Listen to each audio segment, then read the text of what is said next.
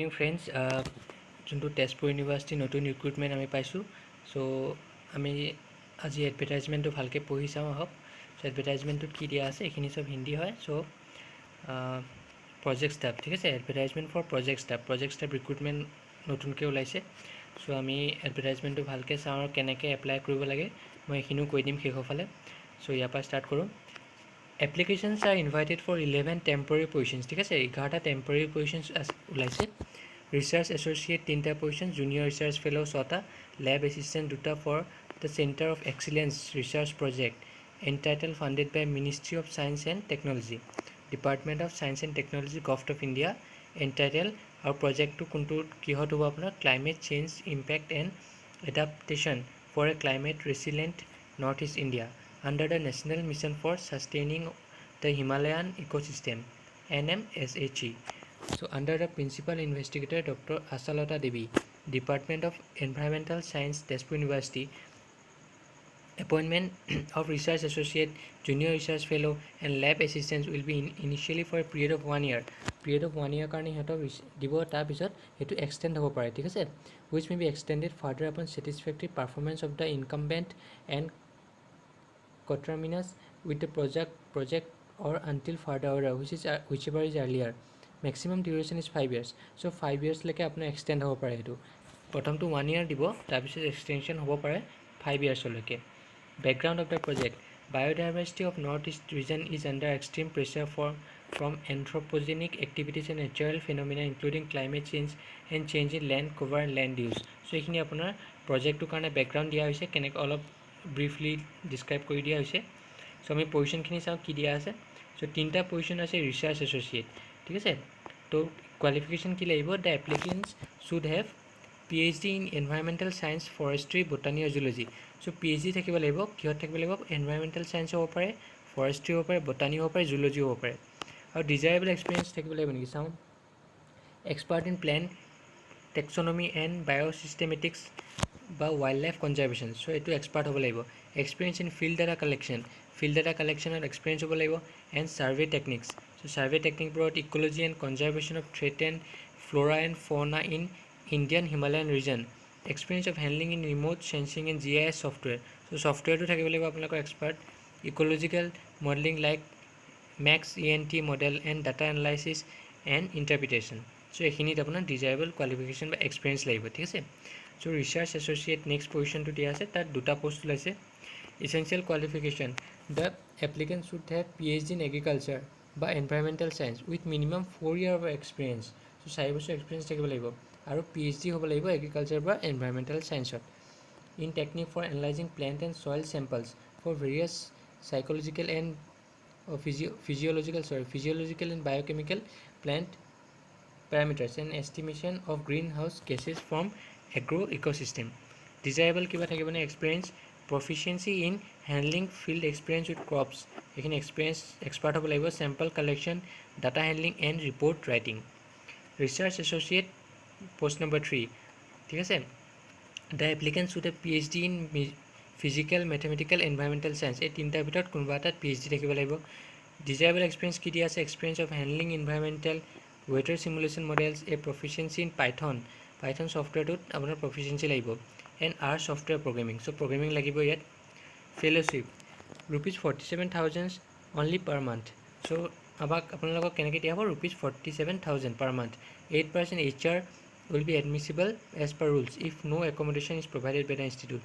যদি accommodation provide নকৰে ইনষ্টিটিউটে, তেতিয়া 8% আপোনাৰ HR admissible হ'ব। এইটো এজ লিমিট দিয়া আছে, কিমান এজ লাগিব? Age of the candidate should be not more than 40 years. So' 40 yearsতকৈ বেছি হ'ব নালাগে। Age on the stipulated last date of receiving applications in response to advertisement. The upper age limit may be relaxed as per Government of India rules. So upper age Government of India যেনেকৈ upper এজটো limit দি আছে তেনেকৈ হ'ব। এতিয়া 6 junior position, junior research fail' আছে next position. তো কিমান? 3টা post খালী হৈছে, ঠিক আছে। The applicant should have MSc থাকিব লাগিব, 50% mark in CGPA in environmental science হ'ব লাগিব বা ফৰেষ্ট্ৰি বা বটানী, জুলজি, ইক'লজি, এইকেইটাৰ ভিতৰত MSc লাগিব আপোনাৰ। 55% মাৰ্ক থাকিব লাগিব। আৰু any other relevant disciplines with NET GATE আপোনাৰ কোৱালিফাই কৰিব লাগিব। Candidate with work experience, specialisation is plant taxonomy, entomology, forest ecology, and willing to undertake extensive fieldwork in different forest areas of Northeast. আৰু সিহঁতে কি লাগিব, সিহঁতে experience লাগিব, specialisation একেটা লাগিব, আৰু আপোনাৰ সিহঁতে undertake extensive fieldwork in different forest types of north east India. ত' ডিফাৰেণ্ট ফৰেষ্ট টাইপছত আপোনালোকৰ ফিল্ডৱৰ্ক হ'ব পাৰে। Experience of handling in remote sensing and GIS software লাগিব, কম্পিউটাৰ জানিব লাগিব, ডাটা এনালাইচিছ এণ্ড ইণ্টাৰপ্ৰিটেশ্যন, ঠিক আছে, প্ৰগ্ৰেমিং এইবোৰ জানিব লাগিব, GIS ছফ্টৱেৰ লাগিব, energetic good analytical skills and capable of working both independently and as a part of a team will be preferred considering the job requirement, ঠিক আছে। চ' আপোনাৰ কেপেবিলিটিৰ ওপৰত চাব, এনালাইটিকেল স্কিলছবোৰৰ ওপৰত চাব, যদি ভাল থাকে তেতিয়া আপোনাৰ জবটোৰ কাৰণে বেছি অলপ প্ৰায়ৰিটি পাব। জুনিয়ৰ ৰিচাৰ্চ ফেল' 2টা পোষ্ট দিয়া আছে। The applicants should have MSc with a minimum of 55% mark or equivalent CGPA in agriculture হ'ব পাৰে, botany, environmental science বা নেট বা গেট কোৱালিফাই হ'ব লাগিব, ঠিক আছে। চ' MSc লাগিব, 55% মাৰ্ক মিনিমাম লাগিব।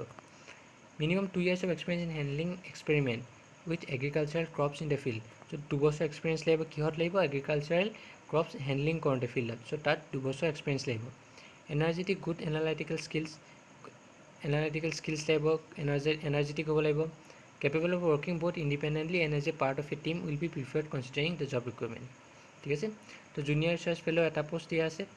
The applicants should have MSc with a minimum of 55% mark or equivalent CGPA in mathematical science, physical science, geology, environmental science with NET বা GATE, ঠিক আছে। একে দিয়া আছে এইটো, MSc হ'ব, মিনিমাম 55% মাৰ্ক লাগিব, আৰু আপোনাৰ ক'ত কিহত থাকিব লাগিব, MSc মেথমেটিকেল ছায়েন্স বা ফিজিকেল ছায়েন্স বা জিঅ'লজি বা এনভাইৰমেণ্টেল ছায়েন্স উইথ নেট আৰু গেট কোৱালিফাই কৰিব লাগিব। Candidate with working experience, specialization in ecological modeling, statistical modeling, weather forecasting or climate simulation, and also willing to undertake extensive fieldwork in different forest types of Northeast India will be given additional preference. Energetic, good analytical skills and capable of working both independently and as a part of a team will be preferred considering the job requirement, ঠিক আছে। Fellowship কিমান দিব, 31,000 দিব only per month। আকৌ একেই 8% HR as per rules will be admissible if no accommodation is provided by the institute. To age limit, age of the candidate should not be more than 28 years on the stipulated last date of receiving application in response to advertisement. The upper age limit may be relaxed as for Government of India rules. So upper age to relax কৰিছে Government of India যেনেকৈ দিয়া আছে তেনেকৈ হ'ব, খালি not more than 28 years, should not be more than 28 years হ'ব লাগিব।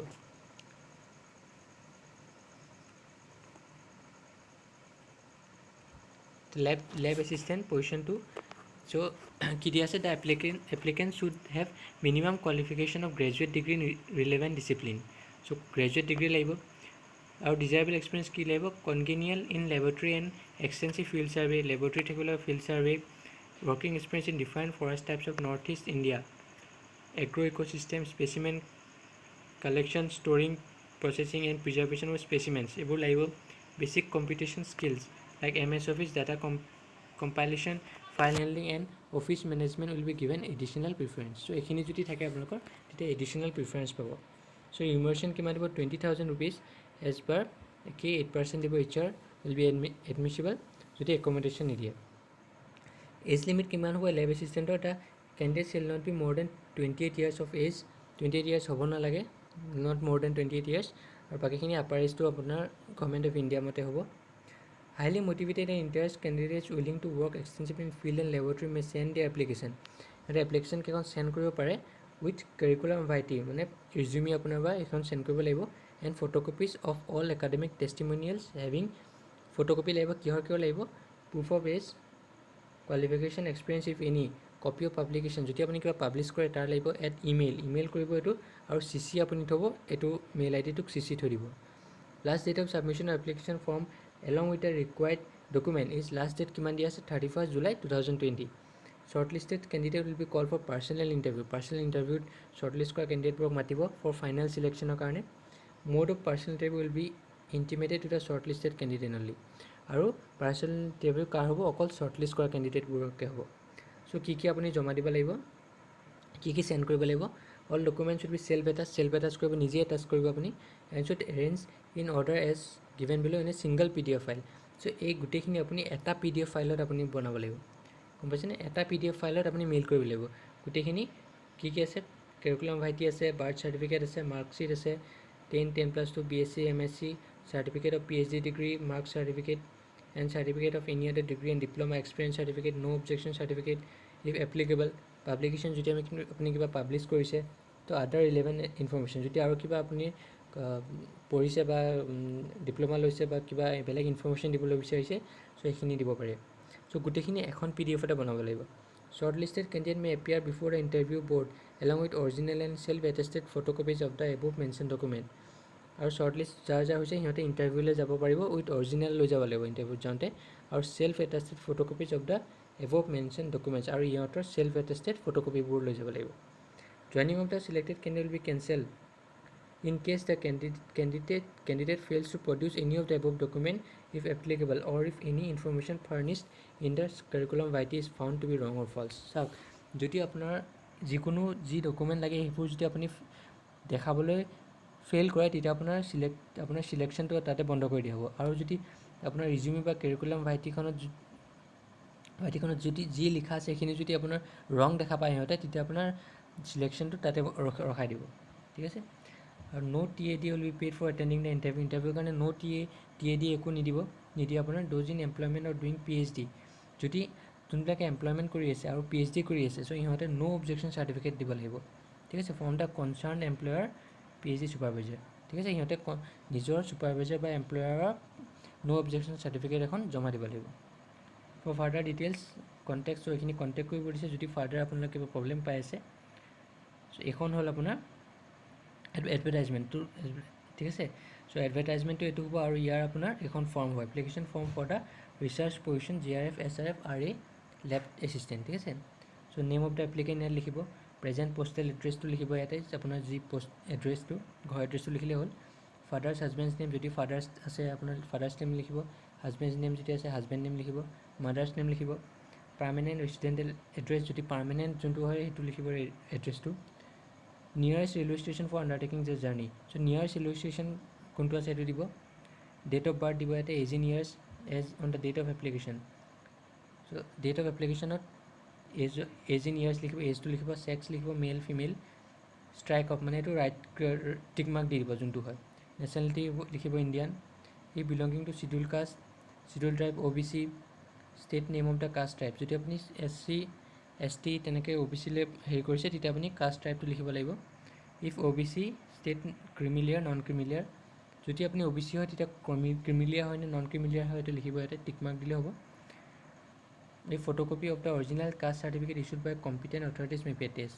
আৰু আপুনি যদি OBC হয় তেতিয়া আপোনাৰ কাষ্ট চাৰ্টিফিকেট এখন দিব লাগিব এডুকেশ্যন কোৱালিফিকেশ্যন আপুনি লিখি দিব ক্লাছ 10 বৰ্ড ইয়াৰ ছাবজেক্ট ইয়াৰ মানে কোনটো ইয়াৰ পাছ কৰিলে কি ছাবজেক্ট আছিলে পাৰ্চেণ্টেজ কিমান পালে ৰেংক পাইছে নে কিবা চ' এইখিনি গোটেইখিনি দিব আপোনাৰ ক্লাছ 10 12 ডিগ্ৰী তেনেকৈ দি দিব ৱেডাৰ কোৱালিফাইড নেট গেট যদি নেট গেট কোৱালিফাই হৈছে তেতিয়া ডিটেইলছটো দিব য়েছ কিমান এনেকৈ দিলে হ'ল কোৱালিফাই কৰিলোঁ নেট বা গেট এৱাৰ্ডছ যদি কিবা পাইছে ৰিচিভ পাৰ্টিচিপেশ্যন ইন ছেমিনাৰ যদি কিবা ছেমিনাৰত পাৰ্টিচিপেট কৰিছে কনফাৰেঞ্চ ৱৰ্কশ্বপ সেইবোৰ লিখিব ইয়াতে ছাইডত লিখিলে হ'ল research publication important reprint should be enclose have you had any scholarship fellowship before applying for this award if so' please give the details of the scholarship fellowship যদি আপুনি scholarship পাইছে তেতিয়া দিব পাৰে টাইটেল অফ PhD থেচিছ যদি দিয়া আছে for RA position research associate name of the guide and an abstract of the PhD thesis in about 500 words in separate sheet as annexure may be submitted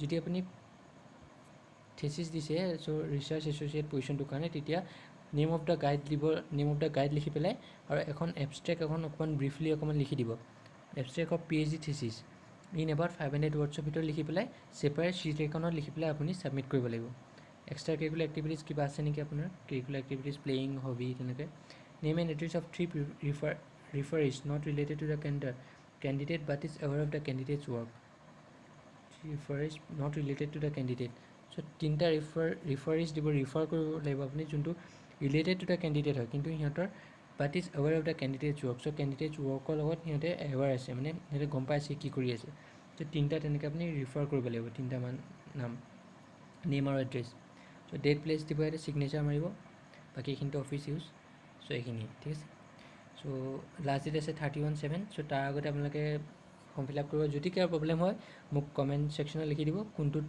অসুবিধা পাই আছে, যদি PDF বনাব পৰা নাই মই PDF বনাই দিম আপোনালোকক, জাষ্ট আপুনি তাত লিখিলে হ'ল, কমেণ্ট ছেকশ্যনত লিখিলে হ'ল।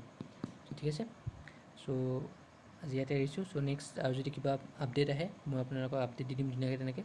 চ' মোৰ চেনেলটো লাইক, ছাবস্ক্ৰাইব আৰু শ্বেয়াৰ কৰিবলৈ নাপাহৰিব, আৰু বেল আইকনটো টিপি দিব যাতে আপোনাৰ নতুন কিবা যদি মই ভিডিঅ' আপলোড দিওঁ তেতিয়া আপোনালোকে পাই যায়। ঠিক আছে, থেংকছ এ লট।